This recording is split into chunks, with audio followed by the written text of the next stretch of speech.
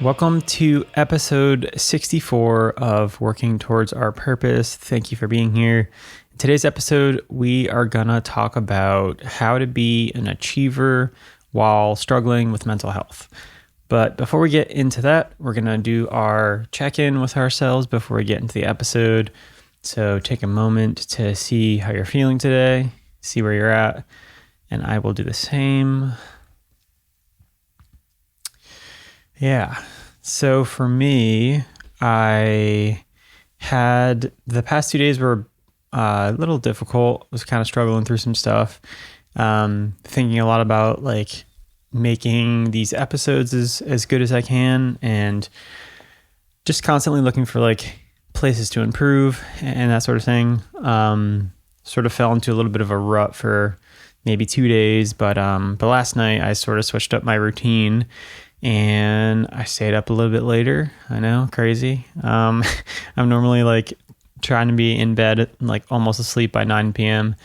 and I stayed up till like 10:30, kind of just working on some stuff. And yeah, I just had some good thoughts about like how to make these episodes better and try to really like identify my target market a little bit better, my target listener. Not to make it sound, too businessy, but yeah, so check in with yourself and see how you're feeling.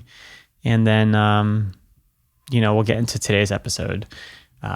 So yeah, going off what I was just talking about, thinking about how to make these episodes a little bit better, a little bit, more defined, trying to give myself like, more of an identity with this show and like, well, what are we talking about? Because, sometimes people ask and I'm just like, oh, it's about this and this and this.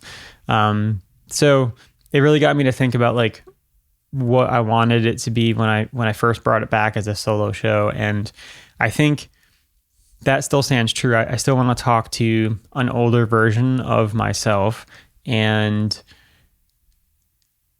in that thought process, I was thinking of the idea like, okay, well, like what would I say to that older version of myself?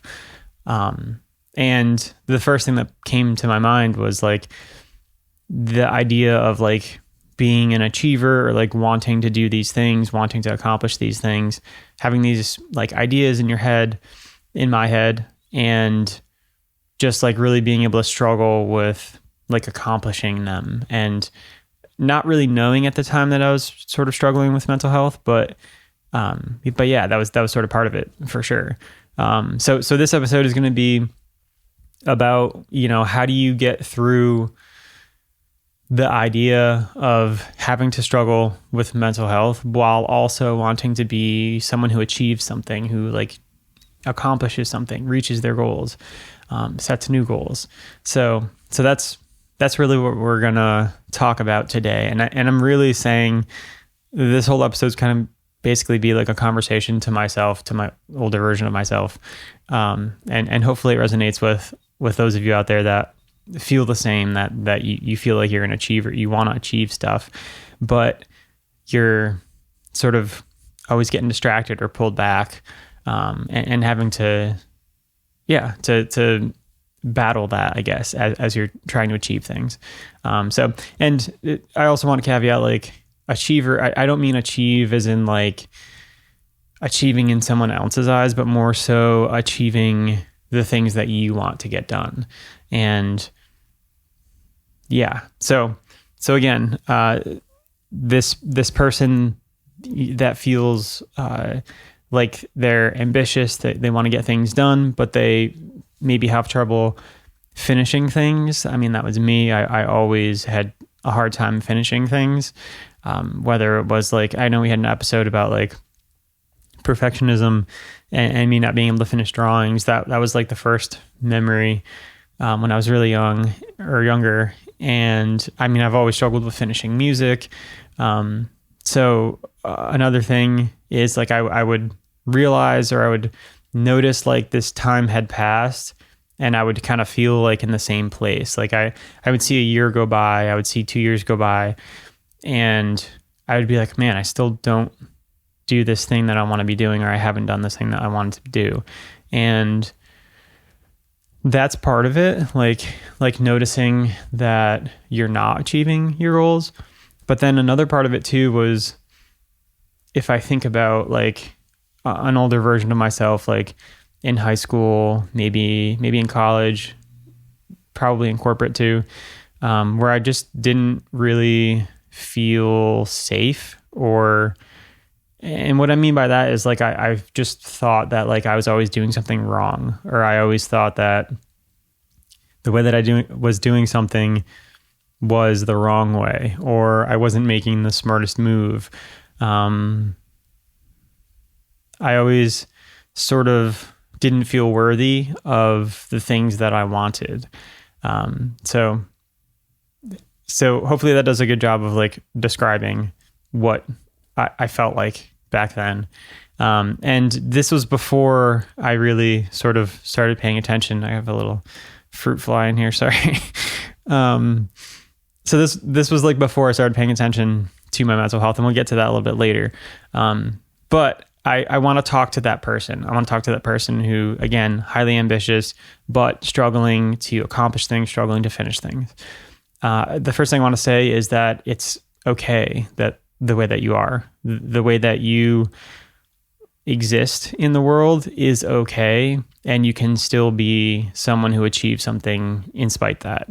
And I think that's really important, because for a while, I thought that maybe I didn't have the discipline, or I just didn't think that I was like good enough to be able to finish things and to accomplish things. And you know, that sort of feeling beats you down, wears on you over time, and sort of takes your morale away. It takes that energy, that fire, that spirit that you have of wanting to be ambitious away.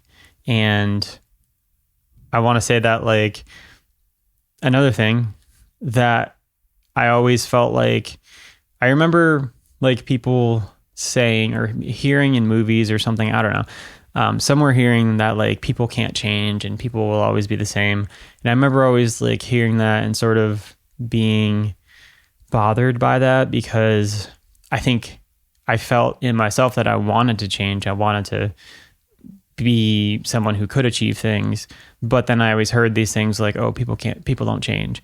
So I was always like on the fence about that. I was like, well, can people change or can people not change? And for me, I think I've realized, you know, now present day me realizes that you can change. You just have to accept that you want to change. And you have to be the one to decide that you want to change, and then you can change. So I think it was always, I don't know, it was sort of a weird thing, but I thought about it as I was taking notes for this episode. So I would want to tell like the younger version of myself, like, you can change, you can, you know, fix sort of habits that maybe you don't like about yourself, or accomplish something that you haven't accomplished yet. You can be good at something that you're not good at yet. One of the biggest things that I would say to this older version of myself, is that you have to try to accept the ups and downs. I think when struggling with mental health, it can be confusing. Some days you can be really excited and happy and passionate about something, and then the next day you just don't feel that at all, and you feel like everything's uphill, and the things that you thought that you liked, maybe you feel like you don't like them anymore. And it can be confusing because it feels like, you know, you don't really know what you like, or you're like not trusting yourself. You're not trusting yourself because your feelings told you one thing one day, and then they told you the opposite the next day. And it can feel like unstable, instability. And that like really threw me off for a while, I think, because I thought that I was just lying to myself when I had good days. Like when I had good days and I was like, yeah, I'm going to write this album. I'm going to, you know, produce this myself. I'm going to sing on it. And then a week later I'd be like, I can never do that. And just the repetitive like up and down would make me not trust that when I was up. And now it's sort of an interesting realization I'm just realizing like in the moment. But now I've flipped that. Now I still get those cycles. I still get the ups and the downs and the highs and the lows.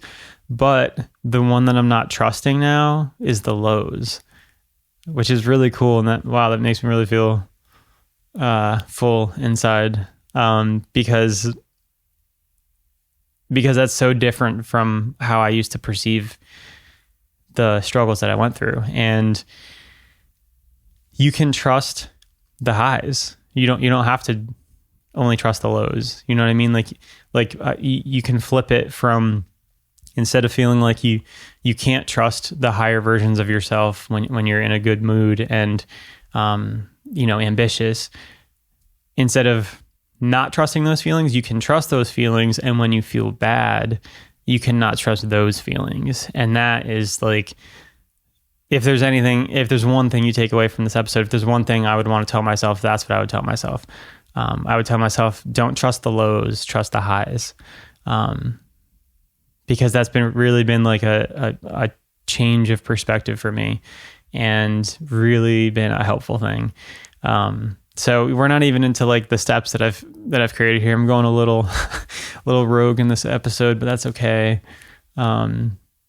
So yeah, accepting that there are going to be ups and downs, and you can trust the highs, and you don't have to trust the lows. In fact, I'd recommend that you don't trust the lows.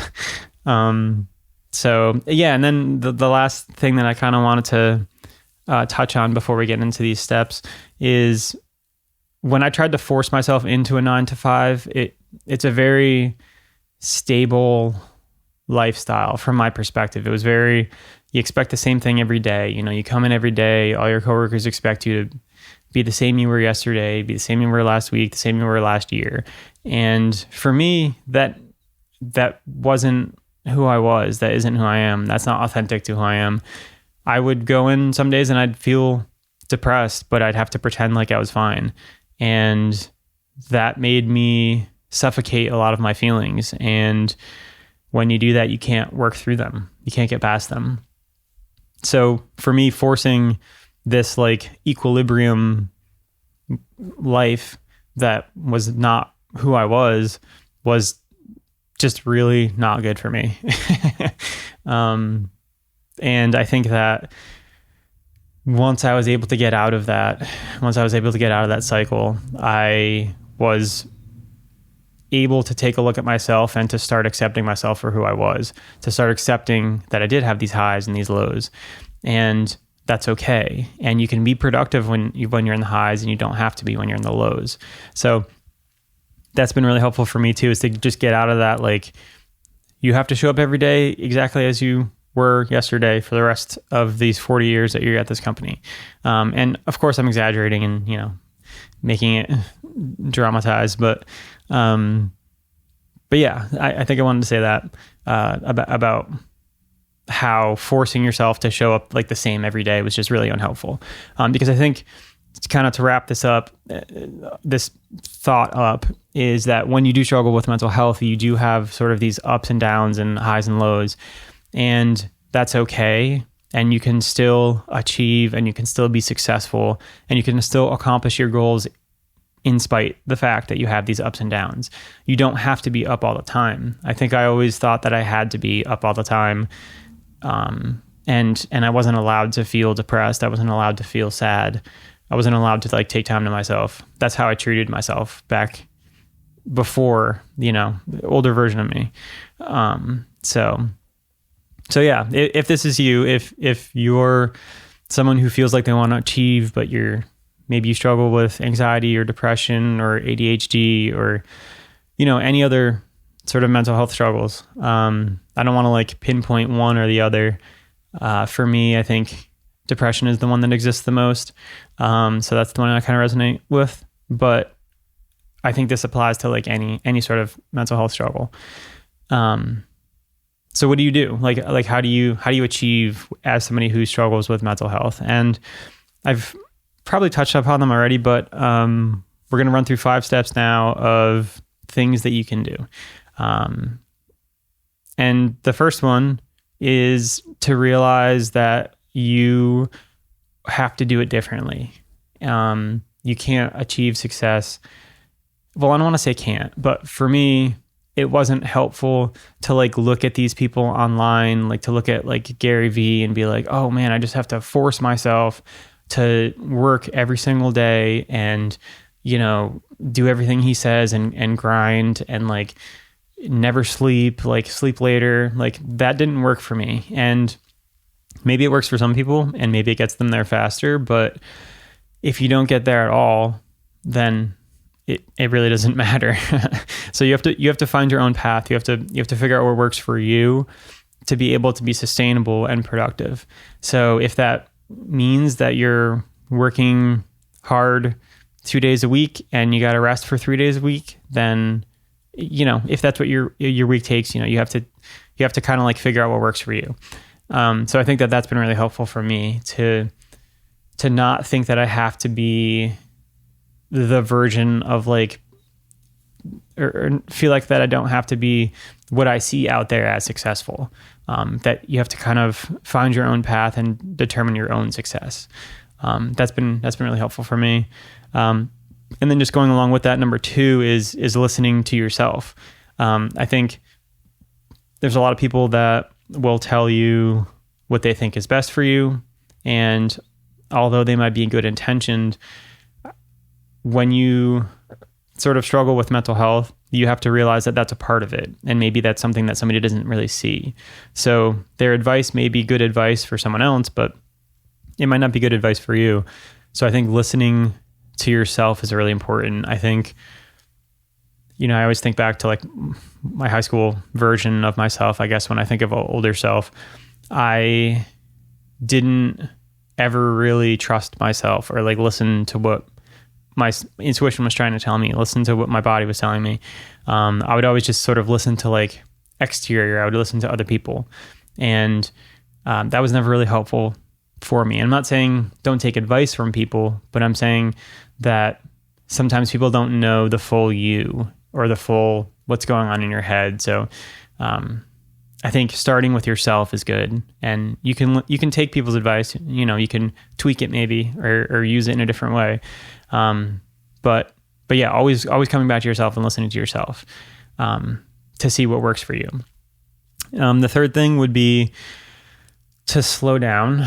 I was always like in a rush to do things. And it's funny too, because the more that I was in a rush to do things, the less that I got done. And the less I felt like I was accomplishing my goals. And, also, when you slow down, you know, you can start to focus on your mental health. And I think that's a big one too. So this is number 4. This is number 3, slowing down and focusing on your mental health. When I started therapy, I think it's hard to say if these things like coexist, but I'm thinking, or if these things are like exclusive, but I'm thinking about like when I started going to therapy and then when I actually like finished my first music, and it was like a year or 2 after I started therapy, I think. Maybe that's not true. I don't know. Not important. Let's nix that. But what I was trying to get at was that when you start to I'm realizing I am skipping a step here. So I had slow down and focus on your voice as a step.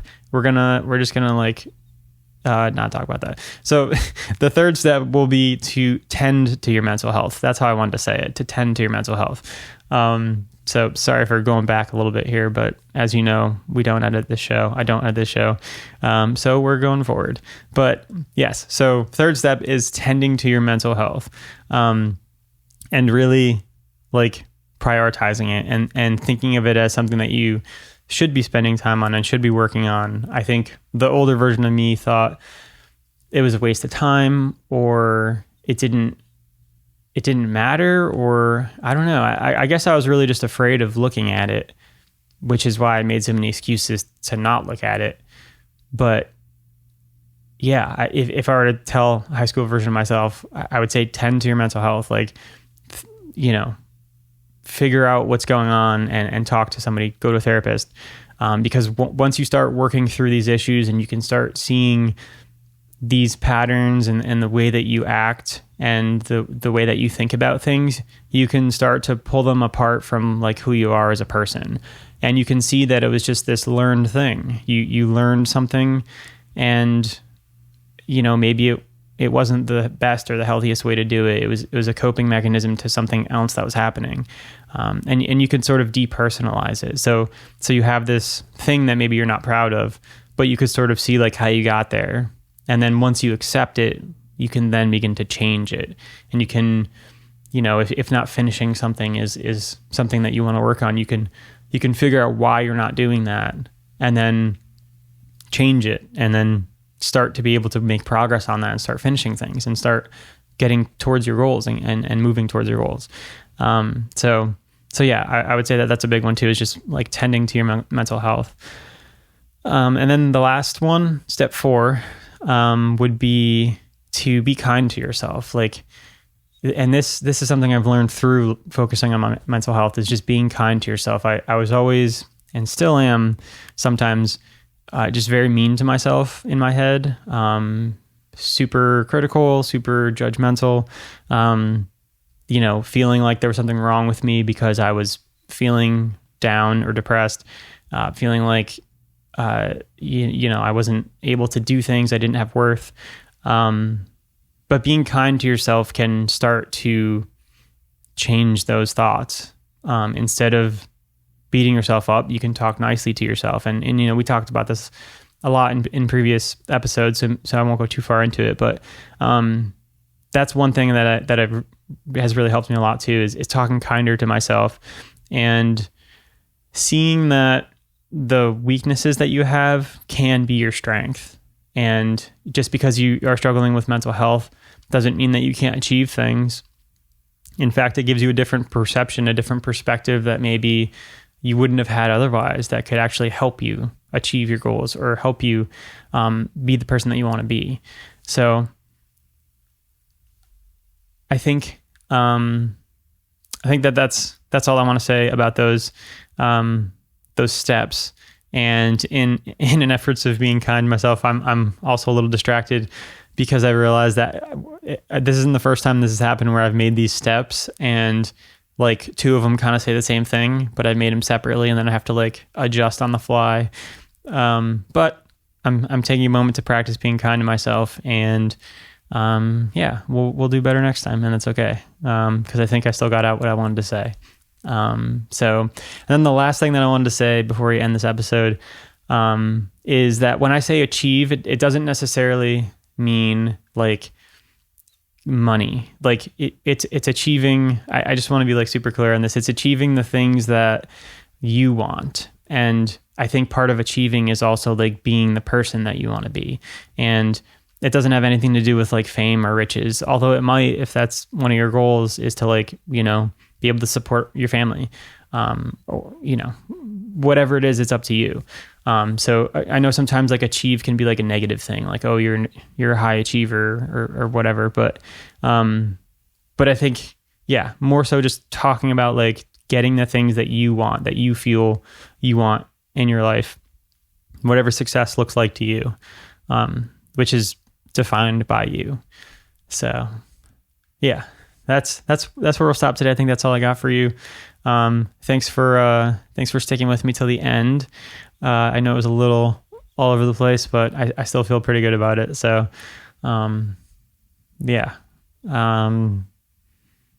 I'll always struggle ending these episodes, but I will see you on another episode real soon. Take care of yourself, and thanks for listening.